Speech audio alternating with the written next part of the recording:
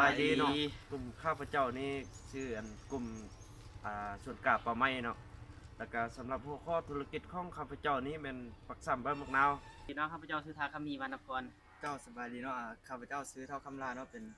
หนึ่งในสมาชิกทีมสวนกล้าป่าไม้สบายดีข้าพเจ้าชื่อสีพรสุวรรณบุญเลี้ยงเนาะมื้อนี้พวกเขาจะมาแนะนำหรือว่านำเสนอวิธีการปักซ้ำหมักนาวของพวกเขาเนาะซึ่งว่าจะเป็นแนวใดนั่นเข้าไปติดตามน้องกันเลย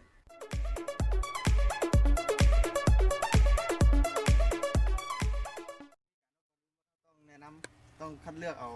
แนวพันธุ์ซึ่งว่าเอากิ่งที่ว่าบกแก่แล้วก็บ่อ่อนเกินไป2เอาน้ำยาเล็งหากต่อไปจะแม่นมีดคัตเตอร์ตัดกิ่งเนาะ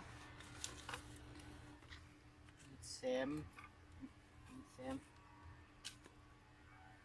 รียนนี่เป็นสปีกเกอร์ที่เขาจะซีดเนาะซีดเมื่อเอา ปักซ้ำแล้วเขาจะสีดเพื่อให้ความซุ่มของใบแล้วก็มีมีดแล้วก็มีมีดคัตเตอร์ จะมีพัดถาดเพื่อย าง บรรจุในการปักซ้ำ ในการปักซ้ำ แล้วก็มี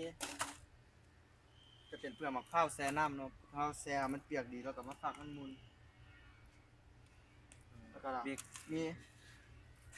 เผื่อน้อยเพื่อบรรจุน้ำยาเล็งหากเพื่อจะแช่กิ่งพันธุ์ที่ว่าเขาจะมาปักซ้ำเนาะ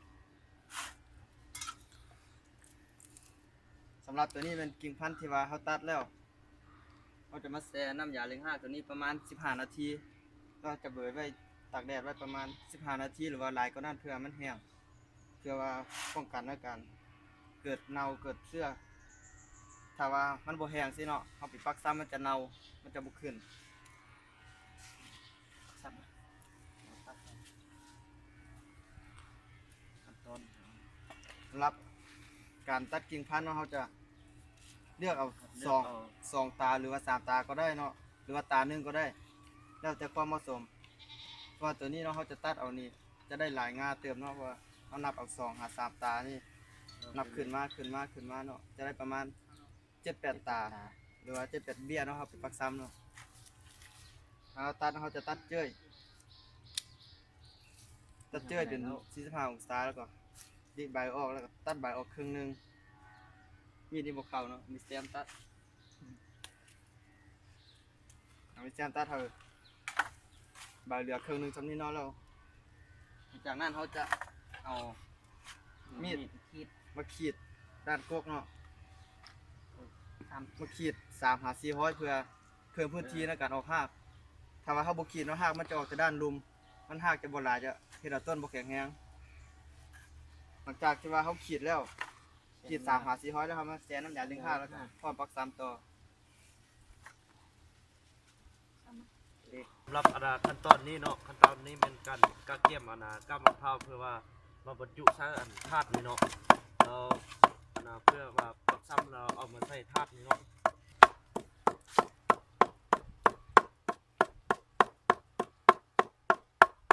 หลังจากเขามาทับมุ่นแล้วเนาะกับมะพร้าวแล้วเอามาบรรจุใส่พระธาตุย่างนี่เนาะบรรจุเกลือมะพร้าวใส่กระถาดเต็มแล้วเขาขั้นตอนต่อไปจะเป็นขั้นตอนการเอา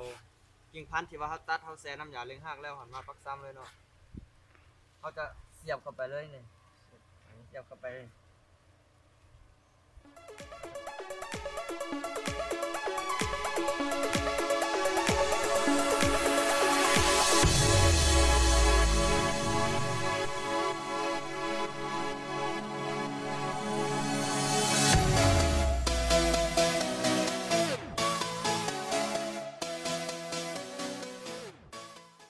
ภายหลังที่ว่าเขาปักซ้ำแล้วเนาะ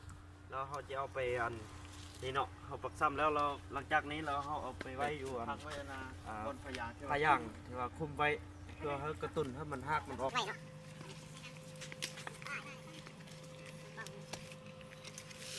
ทำลายเนาะพอเขาจะปิดแล้วเขาจะเสิร์ฟหัวฉีดน้ำใส่เพื่อความสูงของใบเพื่อลดทอนการคายน้ำของใบเพื่อให้หากมันออกไว้เนาะฉีดแล้วภายหลังเขาฉีดแล้วมันคุมแล้วเขาจะปิดเป็นใบพยางเขาปิดด้วยพยางปิดให้มันเจ็บเลยเนาะเขาปิดไว้จะนี่ประมาณ25 มื้อหรือว่า 26มื้อที่หากจะเริ่มออกแล้วหลังจากนั้นเขาจะย้ายบ่งสะเบ้าได้แล้วเอาออกไปไว้นานต่อไปแล้วพร้อมจำหน่ายสำหรับขั้นตอนนี้เป็นขั้นตอนสุดท้ายที่ว่าสำเร็จในการปักซ้ำเนาะ ซ้ำไปครับ รอทาขั้นตอนต่อไปเพื่อมันแตกหักแล้วขั้นตอนต่อไปจะเป็นการย้ายสะเบ้าแล้วก็เตรียมพร้อมจำหน่ายได้